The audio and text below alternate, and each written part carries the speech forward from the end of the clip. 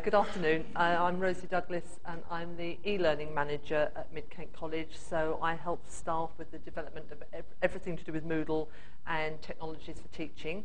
And Dan Atwood is over here and he's our Moodle developer, and I have to say has changed my working life, actually, for the better I must say. So just in case you don't know, a personal learning plan has also been known as a PDP, a personal development plan, also been known as an ILP, so an individual learning plan, or an EILP. So anything that you see that's PLP, PDP, ILP, we're pretty much referring to the same thing. The way I thought I'd run through the presentation and then maybe take questions at the end. But if you've got anything that's absolutely burning as we go, do feel free to just stick your hand up and I'll take questions. And I've tried to base this presentation a little bit around theory as well as product. We're very good in FE at looking at products, and this is what we use and this is what we do. And I've tried a little bit here to meet the needs of other sectors here to build a little bit of theory into this as well. Okay, so why have we developed this customised personal learning plan? Well, we're not actually alone. This is going on all over the place at the moment. So what's the problem? Well, in FE, we have achievement and success rates which are measured differently. So in a very, very simple way, success rates are those who stay to the end of the year and complete their course and they achieve a qualification. But achievement is those who enrol and are still on course in November. So we take the numbers that we have in November, and those who pass the course at the end, despite they may have withdrawn in January, are counted in our achievement rates. And our achievement rates is what gets us our funding. So it's really of paramount importance that we keep these students on. Now, at our college, we are at least on or above national benchmark for success rates, but achievement, we fall below national benchmark. So we've got a problem there. So if we keep them, we're good with them, but it's keeping them, and that affects our funding, and it's even more so with our funding going down. It's very, very important. But, is this then why? Is it about student retention in further education, a problem of quality, or student finance? Now, when this paper was written by Davis in 1999, 25% of students, he said, withdrew throughout an academic year. I don't see that correlates quite to what's happening at our college. He may have taken that figure from those that start in September, but certainly we're losing 15 to 20% of our students. And one of his suggestions is that if you identify students at risk early in the course, it's key to improving the situation. And so this is some of the things that we've borne in mind when we've been developing our own personal learning plan. So our starting point, well, we had the paper-based individual learning plan, or ILP, and that was fine, but that's used in a tutorial situation. Our personal, if you've got anybody from HE here, is there anybody from HE? Okay, so our personal tutors are quite different to yours. I think yours are very academic based, aren't they? But ours are much more about pastoral care and the tutorial. So when I talk about personal tutors, I'm talking about that role. And so this individual learning plan would be used on a one-to-one. It's paper-based and it's used with on the tutoring system. So it's really used just between personal tutors and students.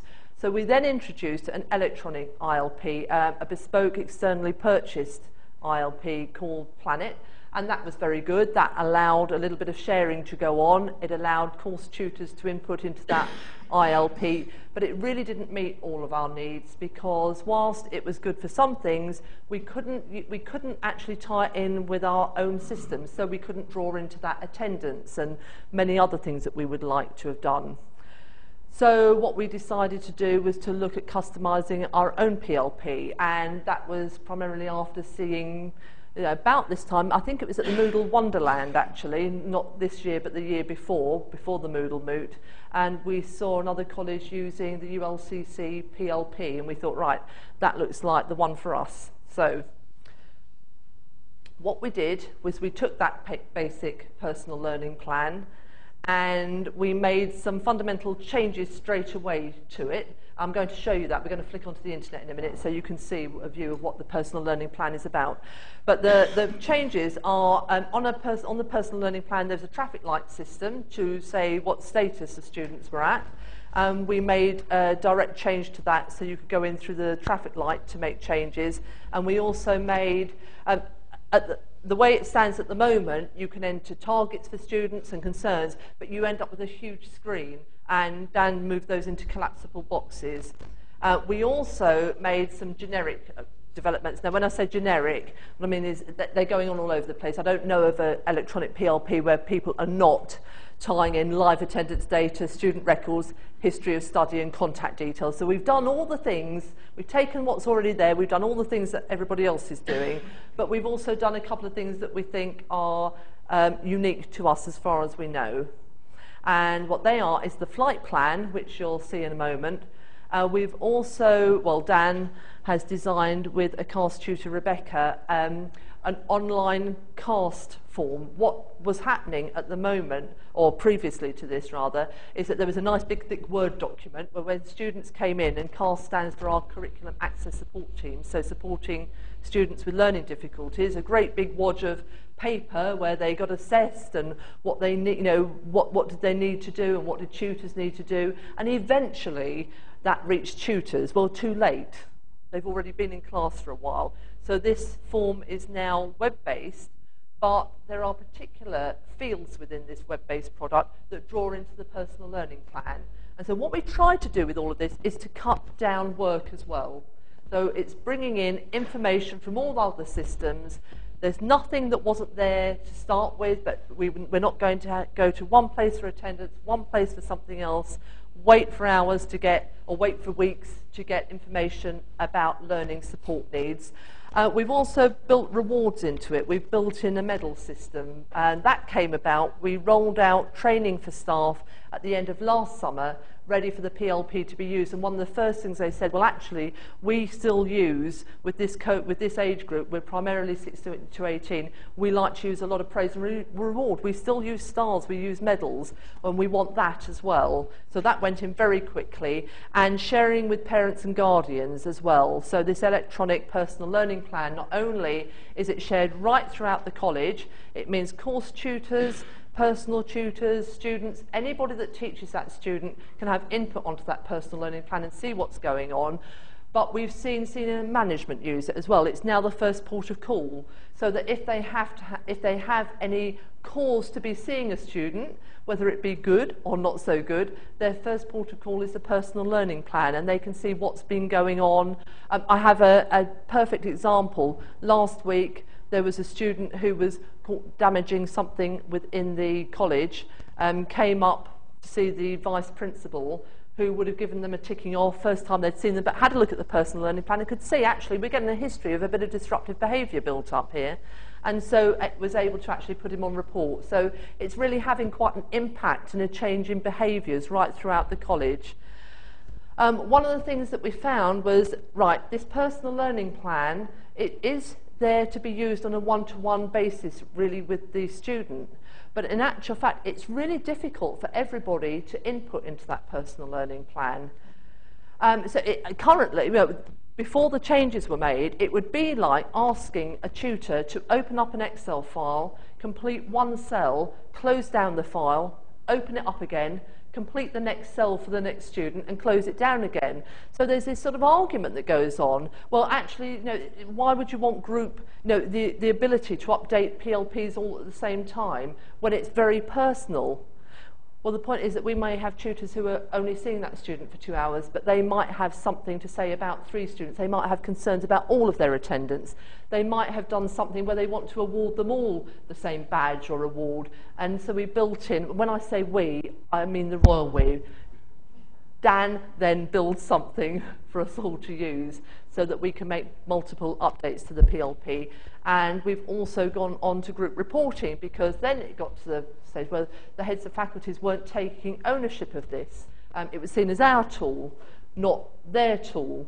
And so we've got group reporting. So now the heads of faculty, well, anybody who has anything to do with those groups can get an overview.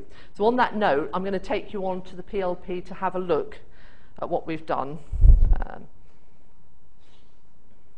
Okay, so can you see that okay? If I make it larger, it'll just go slightly out of sync, but would you like the text a bit larger? No, is it okay? Okay, so look, this bit here is the normal part, except when I said we did a direct link from the traffic light, it used to be, if I just skip a little bit onto the student progress, one of the changes we made was you've got progress reviews, and we do those 3 times a year, which ties in with this flight plan, which I'll explain a little bit in a minute. But it used to be, then you've got concerns, and there used to be, and this is a dummy PLP, by the way, Jimmy agrees with, he isn't really at our college, but the reasons for status change, that used to say comments, but what we wanted was if the traffic light was changed at all, that the tutors could actually say why that was happening, so there was a historical record of that. And it used to be you had to go into this box to change the traffic light, and we've changed that, and there's also contributions. And you can see, this is what I mean when I say we did collapsible boxes, because it used to be that whole screen would just continue growing and it was too long, so we've got collapsible boxes now. I won't go through every box because this is the standard core PLP module there. So we've got the targets. Now, what's different there, you see the CAST smart targets that I was talking about, the CAST form. What happens now is, as the CAST tutor enters targets for the student on their own web-based product, it's brought into this PLP, but also this is the bit that they fill in as well. One of the fields that they have on their web-based product, it draws in automatically. I'll just make that a bit larger, because that's quite small. And so what happens is CAST tutors are not having to complete a number of different things, and the minute they put that in, it's available for anybody who's teaching that student to see what they need. It's a practical input there. And that box does not appear at all on a PLP unless it's used, unless they're with CAST, so it doesn't sit as an empty box at all. The same with the badges. So Jimmy there has been doing quite well. We've been getting a lot now, a lot of requests. It's going a bit mad, isn't it, at the moment, Dan? But for things like charity badges, so people that took part in Red Nose Day, Moodle users, so they can have badges, but that box does not appear at all unless a student has a badge assigned. And the reason we did that is because, interestingly, some heads of faculty said, no, that wouldn't be appropriate. Our plumbing students wouldn't want badges and everything. But in actual fact, their tutors, when they saw this in the PLP, said, oh, actually, they've just done their first test and they did really well. I'm going to give them a star. And that's actually moved on, that they now have a chart outside on their notice board. So it's brought in reward and praise into areas where it didn't sit before. And as a little aside to that as well, we're a big FE college, something like 500 teaching staff, and our use of Moodle goes from, of the excellent down to not really using it, constant battle we have.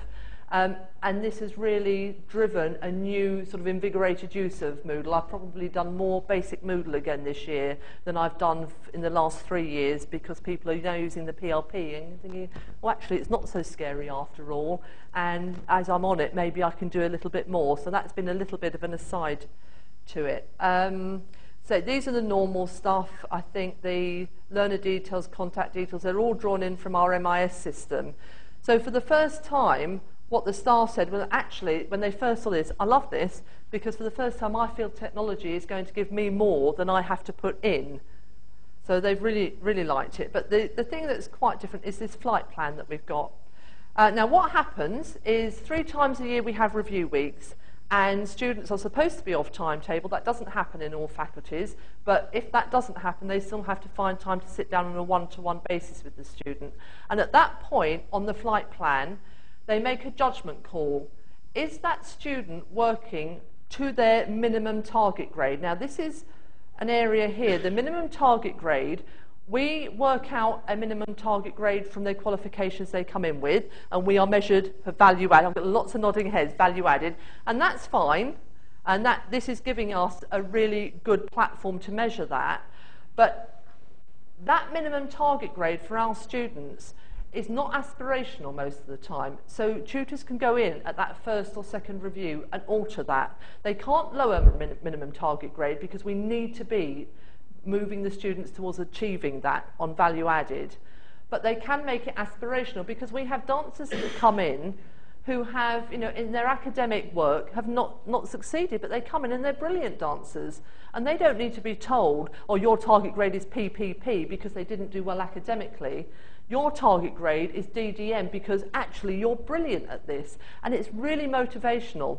One of the things that we weren't expecting, our first review, was the amount of students. We hadn't got this electronic for parents or guardians at that time, and they were printing it off. They were taking it home and on the phone to their parents. We were hearing them outside so happy because they had a green light. Their line was meeting the minimum target grade. Poor old Jimmy never will because attendance is taken into that for the flight plan. So he'll never make his minimum target grade. But they were so happy, and I thought, well, of course, it seems obvious now I look back. We have so many students who just ticked along at school, who were, then they weren't the high flyers, but maybe didn't have learning difficulties either.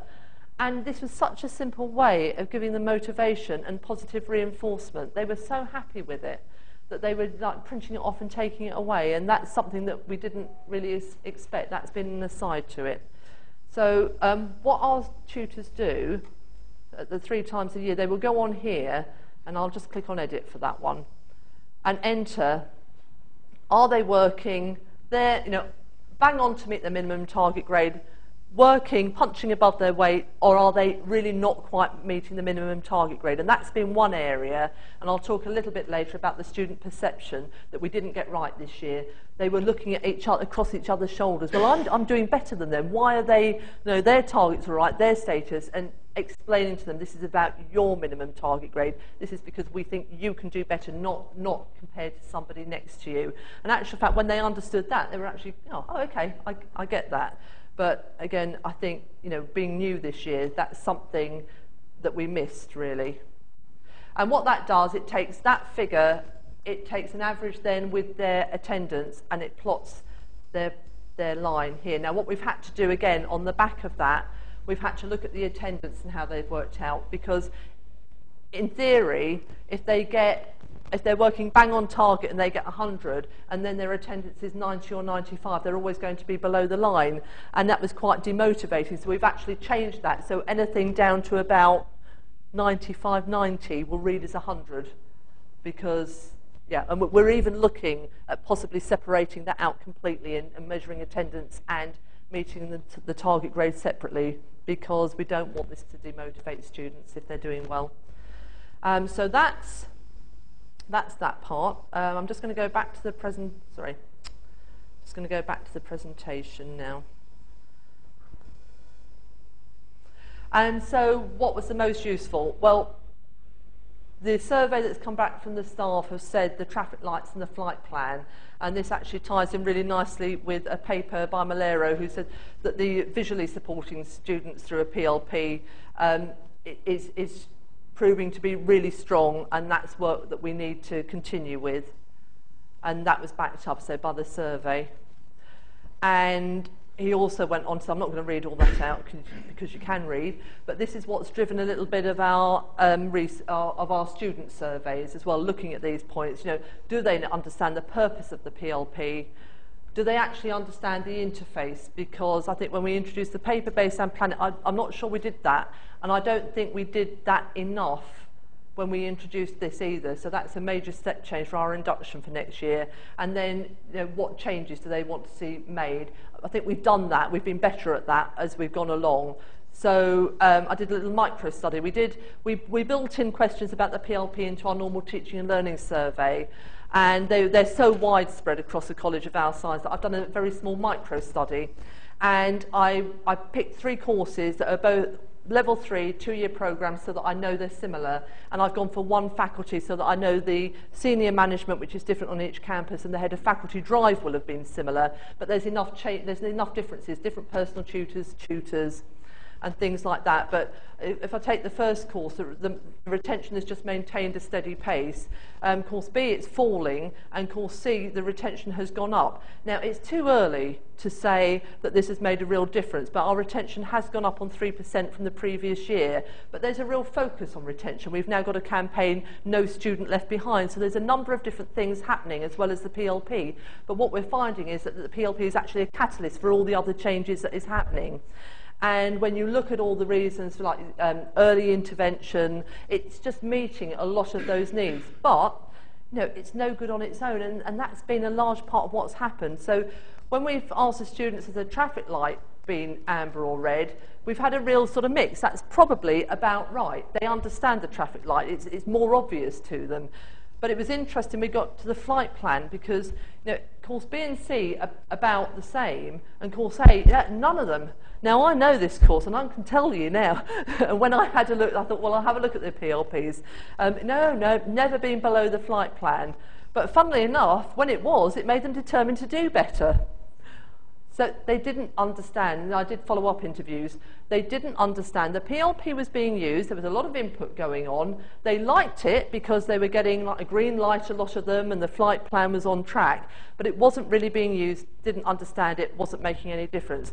Course B, however, the variation on how that was used, it's really, we had a complaint from a parent actually to say that, look, I don't like the way this is being used, and it was being used in a really punitive way. It was all about the flight plan is below and your traffic light is down. It was a stick rather than a mix of, I'm not saying you can't use it as a bit of a stick, but instead of a mix of stick and carrot.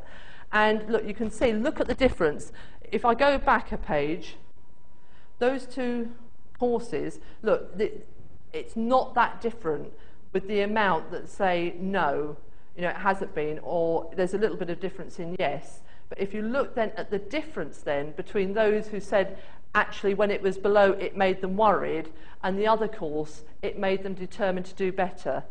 I can't say that this is a direct result, but on speaking to the tutors and the students, I can say it's had a very positive impact on behaviours so far, and that's why our next stages are really, I actually popped this in from this morning because when I looked, I thought actually that really, because this isn't about teaching and learning, this is about supporting teaching and learning. And when I saw that diagram that Grania put up, I thought that actually it rings a bell with this, because it's still about teaching people how to use the tool, and so far it's all been about the tool, to the point where I'm now working with heads of faculties to say, no, you do the next update with your teams and I'll be there to support you because it's your tool now. And my focus is less now about the technology, that continues to be Dan's, but mine has got to be less about the technology and more about enabling people to use it and use it well. So that's the emphasis of our training. So the difficulties we had was the PLP was used on a one-to-one, but it needed input, so we created a multiple input block, which I'm going to show you in a second. Difficulties for heads of faculty was to monitor and assess, so we've created group reporting, that royal we again, I must say. And students haven't all understood how to use the PLP, so it's going to be an integral part of the induction. So let me just take you on and show you. Actually, just a quick aside there, we've also built in here, but this is as much about making it useful people are now asking for a lot of information all in one place. We've now got it fed in from the system where exams just enter things once, feeds into the PLP, we can see when their exams are and their exam results, but also Guardian, sorry, because I'm not a Guardian on there. What that would show me, that page for the Guardian access, is that that I had a Guardian account, and as a student it would allow me to change the password. Actually, this is a part I've missed out, and it's really important because what we've done is we've given students control over that. The parents, they get a username and password, but the students can cut them out. They can change the password and they can lock them out. Now that gets us over a number of difficulties with data protection. It also means that if the student reaches 18 or something and they're quite happy for their parents to still see it, they can. And what we found is by giving them control, actually they don't seem to be locking them out. But if they do, it raises a conversation. That parent will ring up and speak to a course tutor. What's going on? Why am I locked out? And we've done it because not only data protection, but we also have students where home isn't a safe place. So they need that control, but so that hasn't been negative at all.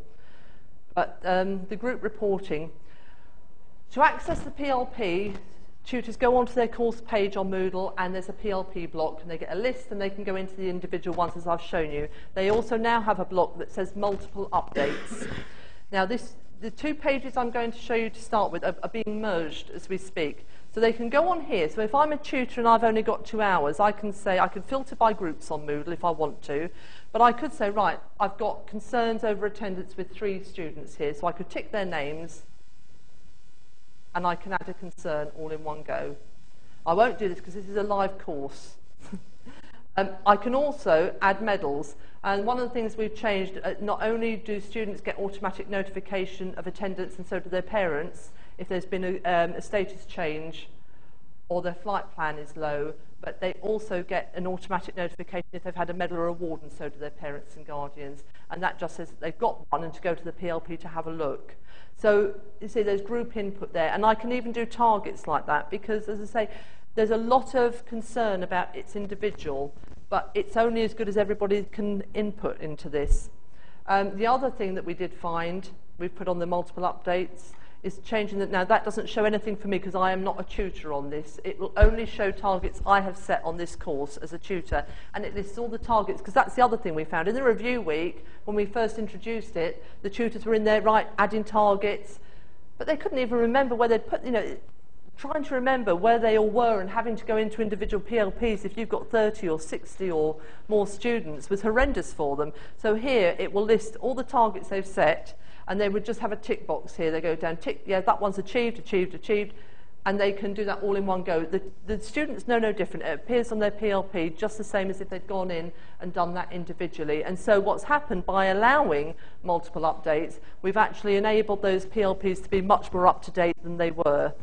But this is the latest one, and as I say, the first page that you saw and this one are being merged as we speak. They're on our development site. So now, if I'm a head of faculty or I'm a course tutor or anyone, I can actually have a look at everybody on that course. I think we'll be able to group it before too long. I can search for a student, but I can see, if I just scroll across, who's got red, amber, green, their attendance figures, the targets are what's been achieved, what's outstanding, what's been achieved, and what's been withdrawn, how many reviews, concerns, what the minimum target grade is. Here, I like this one, between review 1 and review 2, are they going up or down? So if I'm a head of faculty now and I was looking at that, I might say, well, actually, let's see if there's any correlation. I can, is it going to work? Yep, didn't move it far enough, but I can drag that along. And I could actually have a look at attendance near this, but I can also sort them. So I might want to see everybody, well, why has that gone down? I can see if there's parental agreements. I can also, if I'm a tutor, I can see who's got cast, and then I won't do it because these students are live data, but I could then go onto their PLP and go, okay, I know they've got cast information, let's have a look at it. And it also brings up any medals. Now that's been interesting because as I've been working with heads of faculties, they've gone, oh, actually, well, one in particular, the one that I've been working with on these courses, gone, well, look at that, I've got somebody there with 100% all the way across, above their flight plan and no award. I want a head of faculty award. So it's really engaging people, and he's designed his own award now so that he can go in. So why we're merging the two screens is because he went there, well, where do I tick the boxes and add the medals? Ah, you go to a different page to do that. Ah, yes, okay. So this is constantly developing. And as I say, whilst I can't, it's too early to say, oh, this has made an impact, but I can say without any shadow of doubt, where it's being used well, there is a change in behaviours, and very positive change in behaviours. Let's just go, oops, go back. And I think really just some useful references. We did start with, there are some case studies on the Excellence Gateway from Gloucestershire, Redbridge and Newcastle, but if you type in PLP or PDP on there, you'll find them, and they are the two papers that I referred to. I mean, there's quite a lot that talk about retention and good practice and PLPs. If you would like to email me at all for any further information, please do. If you've got any questions for Dan on the technical side, if you come through me so that I can filter them to questions that I can answer and questions that Dan can answer. And I think, yes, that's the end of my presentation. I'll be quite happy to go back over anything in more detail, and Dan is also here to take questions with me. Thank you very much for listening. I'll be happy with any questions. Yes? I'm actually in the process of designing/developing the personal learning plan from Ulcc. Cool. To be pretty much exactly what you've got there. So the obvious question is yours available to download? It's extraordinary how exactly my designs are to that. Yeah. I mean, I can let Dan take one, but if I pretty much say some of it is just tying in with our systems, which I don't think you can just move on the whole, but... I think we need to, lots of people have answered that question, we need to work a way of doing it, because we use MG Career as our student system. You'll only get that information if you use MG Career. You've got to provide the templates to still there, so obviously you've got to strip it down from there. Sorry, can I just... It's just that this is being recorded. It would probably be useful for people listening back to it to hear some of that. So if I just summarise that, and then do you want me to sort of go around with the mic, summarise it? Yeah, so it was talking about, are we going to make this available? And say, whilst some of it's difficult because it ties in with other systems, we are going to look, because too many people are asking, at what we can make available for other people to just use. And I don't know whether we'll be able to sort of allow maybe, or export an area that uses or if you use this system you can lift from us completely, but yes, we will be sharing. So no, it might be when you sit on a course area and download it from a blog, I wondered if it was just a plug-in from Moodle, but it's something you decide yourself. There's two sides.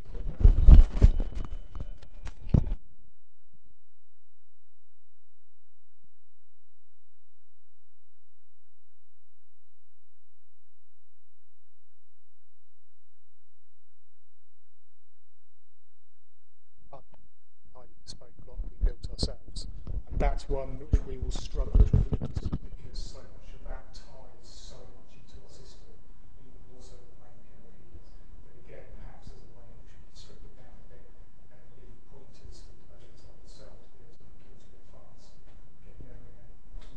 I mean, as far as I'm concerned, anything I could offer you would be saves inventing the wheel again. Yeah, of course. And some of the lessons learned, really. I mean, I would definitely say, I mean, we did whole faculty training. Everybody got engaged very, very quickly. But what we didn't do enough of, because we didn't know ourselves, really, the lessons that we've learned from it is about, and we should have known, emphasising the importance of how you use it. It's not about the technology. Well, it is, but once you've got the technology, about how you use it. And if you think just entering things on there and saying nothing to the students about it is going to magically have any effect, you're very much mistaken, because some of our tutors are using it, really putting good information on there. But if you're not sitting down with those students and they're not engaging in it, and it's like anything with this, once you've got them engaged, then that carries on, because we are finding that parents are looking at it. I mean, I think for the first time, I had a tutor came up to me and said, "You'll never guess what's happened. I've had a phone call from a parent apologising because they've noticed that the student's attendance is dropping and they want to know what they can do to help." She said, "I have never had that before." So, the more this kind of thing is happening and the more anecdotal evidence we get that it supports tutors in their work as well, I just think it's only going to get stronger and it will never stop developing. Any other questions I can... Pretty much. Okay, thank you.